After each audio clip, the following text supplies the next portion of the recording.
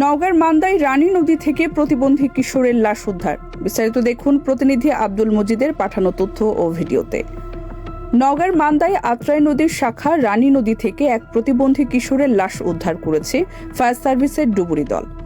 রবিবার সকাল 11টার দিকে উপজেলার 14 নম্বর বিষ্ণুপুর ইউনিয়নের শিবপুর গ্রামের মোহাম্মদ আতাউর রহমানের ছেলে আবু বকর সিদ্দিক গোসলের জন্য ব্রিজ থেকে নদীতে লাফ দেন, কিন্তু সময় মতো উপরে উঠতে না পেরে তিনি পানির তলদেশে ডুবে যান।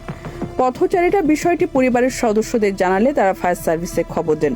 সংবাদ পেয়ে রাজশাহী ফায়ার সার্ভিসের ডুবুরি দল দ্রুত ঘটনাস্থলে পৌঁছে উদ্ধার কাজ শুরু করে। ডুবুরি দলের লিডার মতিউর রহমানের নেতৃত্বে জুয়েল রানা, সাইফুল ইসলাম ও দেলোয়ার হোসেন মাত্র 15 মিনিটের মধ্যেই পানির নিচ থেকে কিশোরের মরদেহ উদ্ধার করতে সক্ষম হন।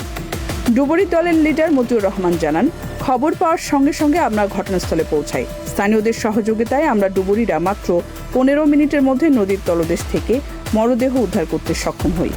মান্দা থানার ভারপ্রাপ্ত কর্মকর্তা মনসুর রহমান বলেন, নদীতে পড়ে গিয়ে আবু বকর সিদ্দিক নামে এক প্রতিবন্ধী কিশোরের মৃত্যু হয়েছে। পরিবারের পক্ষ থেকে কোনো অভিযোগ না থাকায় আইনি প্রক্রিয়া শেষে নিহতের মরদেহ স্বজনদের কাছে হস্তান্তর করা হয়েছে। এই ঘটনায় পুরো এলাকায় শোকের ছায়া নেমে এসেছে।